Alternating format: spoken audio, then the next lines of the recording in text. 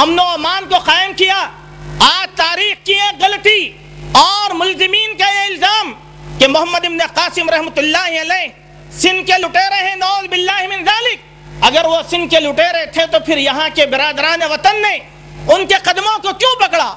جب وہ واپس جا رہے تھے تو یہاں کے لوگوں نے پکڑا اور کہنے لگے کہ اے محمد، اب تم یہاں پر امن و امان کا پیغام لے کر آئے ہو، بہترین دین یہاں پر لے کر آئے ہو، اگر تم واپس چلے جاؤ گے تو یہاں پر ظلم و ستم اب عام ہو جائے گا، ظلم و ستم عام ہو جائے گا. تو میرے مومن بھائیوں، یہ سنہرا باب تاریخ کا ہمارے سامنے ہے، یہ سنہرا باب تاریخ کا ہمارے سامنے ہے. اس تاریخ کے باب کو ہم اپنے ذہنوں میں رکھیں اور ہم اپنے اکابرین سلف کی تاریخ کو پڑھیں، ہند کی حقیقی تاریخ کو پڑھیں اور معلومات کو حاصل کرنے کی کوشش کریں. آئیے میرے مومن بھائیوں، یہ دور بادشاہوں کا چلتا رہا اور یہ سلسلہ یوں ہی چلتا رہا. اب بات پھر تاریخ کی وہاں پر آتی ہے کہ مغلیہ سلطنت کے زوال کے بعد سے پھر ایک مرتبہ اس ملک کے اوپر ایک نیا دور شروع ہوا کہ اب یہاں پر ملک کی پرسان حال کوئی نہ تھا. آخری بادشاہ ٹیپو سلطان کی قیادت تھی اور اس قیادت کے سقوط کے بعد اس سارے کے سارے ملک کو انگریز نے اپنے استعمار کا اپنے پنجے کے اندر دبا لیا تھا. انگریز کے استعمار کا طوطی بولنا شروع کر دیا، کافی ظلم و ستم انہوں نے ڈھایا. یہ تاریخ کا ایک بہت لمبا باب ہے، وسیع باب ہے، مگر آپ دیکھیں کہ صحابہ کے اس دور سے لے کر سلطان ٹیپو کے دور تک کل 1000 سال تاریخ کا یہ سنہرا باب ہے، جہاں پر اس ملک کے ہر گوشے میں مسلمانوں نے امن و امان کو قائم کیا، ظلم کو مٹایا، خواتین کی عصمت و ناموس کی حفاظت کی، امن و امان قائم کیا، جابرانہ نظام کو ختم کروایا اور ظالموں کو یہاں سے بھاگنے پر مجبور کیا. یہ امن کا دور تھا، یہ شانتی کا دور تھا، یہ سکون کا دور تھا. اب جیسے ہی انگریز حکومت یہاں پر آئی تو پھر ایک مرتبہ ظلم کا دور شروع ہو گیا، استبداد کا دور شروع ہو گیا. ان لوگوں نے بیجا ٹیکسوں کو برادران وطن کے اوپر جو ہے نافذ کر دیا، لگان ہر موقع پر لگان کو انہوں نے رائج کر دیا. یہ تاریخ سے ہم بالکل آشنا ہیں اور یہ تاریخ کل 250 سال کی تاریخ ہے، جہاں پر ہندوستان کی زمین پر رہنے والے بھارت واسیوں نے ہر قسم کے ظلم کو سہ لیا. عورتوں کی عصمت و ناموس محفوظ نہیں رہی، غریبوں کی غربت کے مارے غریب وہ خودکشی کرنے پر مجبور ہوتے رہے. کسان اور ہل چلانے والے، فصلوں کو جوتنے والے بھوکے پیاسے رہ کر انہوں نے اپنی زمینوں کو ان کے حوالے کر دیا. یہ ظالمانہ دور کے اندر جب ان کو بھگانے کی بات آئی تو سب سے پہلے سربکف ہونے والی جو قوم تھی وہ مسلمان تھے. اب تاریخ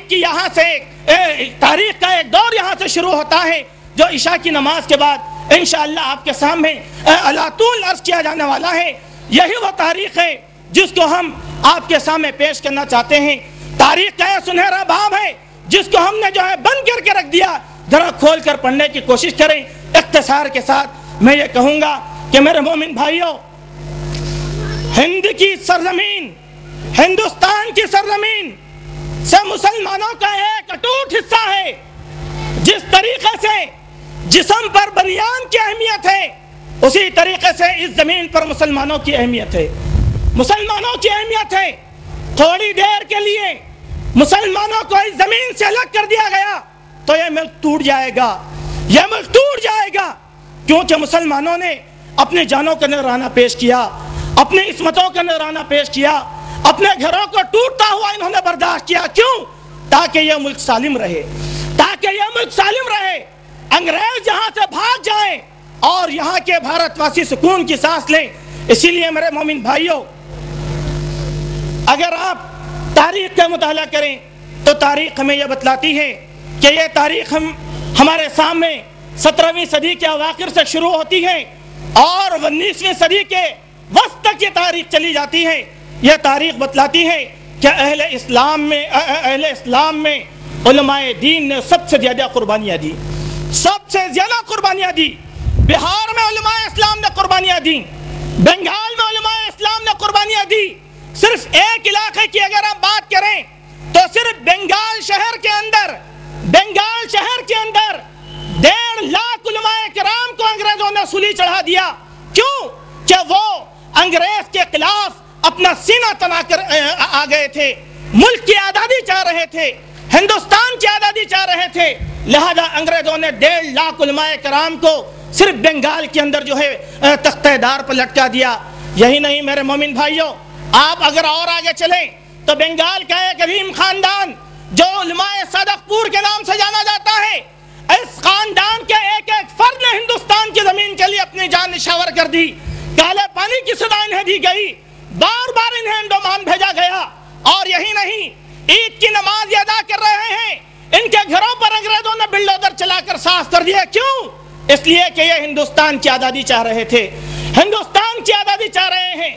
الہی بخش کی اولاد میں ایک نام جلے حروف سے آتا ہے جن کا نام ہے یحییٰ علی، اور انہی سے ہے احمد اللہ، اور پھر ان کا پورا کا پورا خاندان اکبر علی وغیرہ ہے۔ اس خاندان کی آپ تاریخ کو پڑھ کر دیکھیں، صرف ہندوستان کی زمین کے لیے انہوں نے اپنی جانوں کی قربانیاں دیا، علماء صادق پور کی قربانیاں، یحییٰ علی کی قربانیاں۔ یہ ایک اشارات میں آپ کے سامنے دے رہا ہوں، انشاءاللہ شیخ صاحب اس کے اوپر تفصیلی روشنی ڈالیں گے۔ پھر آئیے میرے مومن بھائیوں، آخر میں آپ سے یہی بات عرض کرتا چلوں، یہاں کا سیاسی معاملہ ہو، یہاں کا سیاسی سماجی معاملہ ہو، ہر معاملات کے اندر مسلمان شامل ہیں، ہر معاملات کے اندر مسلمان شامل ہیں۔ کبھی بھی ہندوستان کے مسلمان کو شک کی نگاہوں سے ہرگز نہیں دیکھا جا سکتا۔ کیوں؟ کہ اگر مسلمان کو شک کی نگاہ سے دیکھا گیا تو میرا ضمیر یہ کہتا ہے کہ مولانا آزاد رحمۃ اللہ علیہ کی وطن پرستی پر بھی ہمیں شک کرنا پڑے گا، مولانا آزاد کی وطن پرستی پر بھی ہمیں شک کرنا پڑے گا۔ کیوں؟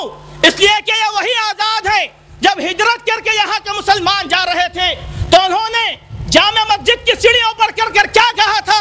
اے مسلمانوں، ذرا غور تو کرو کہ تم کدھر جاتے ہو، یہ گنگا اور جمنا کے کنارے ہیں جہاں پر اس کی موجیں تھپڑیں مار رہی ہے، یہ تم سے سوال کرتی ہے کہ اس دریا کے پانی سے تمہارے آبا و اجداد وضو کیا کرتے تھے، اب یہاں پر وضو کرنے والا کون ہوگا؟ پھر دوسری بات آپ دیکھیں، بار بار کہا کرتے یہ جامع مسجد کے مینار ہیں جو چلا چلا کر تم سے کہتے ہیں حی علی الصلاۃ اور حی علی الفلاح کی آواز پر اس مسجد کو کون آباد کرنے والا ہے؟ یہ قبرستان ہے جہاں تمہارے باپ دادا کی ہڈیاں مدفون ہیں، اب ان کا وارث کون ہوگا؟ میرے مومن بھائیوں، یہ وطن پرستی کی سب سے بڑی مثال ہے، یہ وطن پرستی کی سب سے بڑی مثال ہے۔ اگر ہمارے وطن پرستی پر شک کرنا ہو تو پھر ہندوستان کی آزادی کے سب سے عظیم مجاہد اور آخری مجاہد مولانا آزاد رحمۃ اللہ علیہ کی وفاداری پر بھی ہمیں شک کرنا پڑے گا۔ اگر ان کی وفاداری پر شک کیا گیا تو ہماری ملک کی سیاست کا ایک باب ہی ختم ہو کر رہ جائے گا۔ یہ چند نگارشات تھے جس کو میں نے مختصر وقت میں سمٹنے کی کوشش کیا ہے۔ 8:30 بجے عشاء کی نماز ہے، انشاءاللہ آپ نماز سے فارغ ہو جائیں، نماز کے فوراً بعد انشاءاللہ فضیلت الشیخ عبد الحمید رحمانی حفظہ اللہ کا بیان ہوگا۔ باقاعدہ طور پر جلسے کی کارروائی کا آغاز ہونے جا رہا ہے۔ میں آج کے اس اجلاس کے صدر فضیلت الشیخ ابوالکلام عبداللہ سلفی حفظہ اللہ سے گزارش کرتا ہوں کہ وہ شیخ محترم کے تعارف سے اور استقبالیہ کے ساتھ اجلاس کا آغاز فرمائیں۔ السلام علیکم نحمدہ و نصلی علی رسول الکریم، اما بعد۔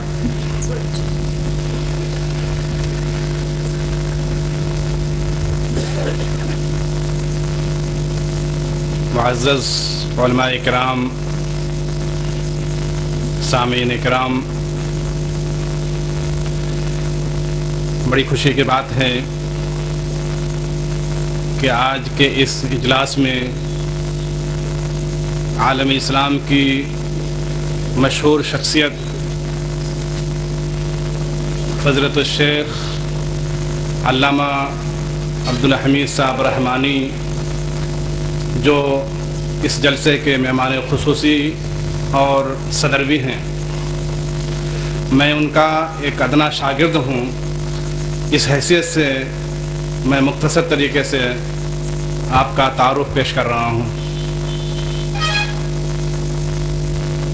فضیلت الشیخ علامہ عبدالحمید صاحب رحمانی، آپ دہلی سے تشریف لائے ہیں۔ آپ کا اصل وطن ضلع سدھارتھ نگر یو پی ہے۔ آپ جامعہ رحمانیہ بنارس سے فارغ ہیں، اس کے بعد اعلیٰ تعلیم حاصل کرنے کے لیے جامعہ اسلامیہ مدینہ منورہ تشریف لے گئے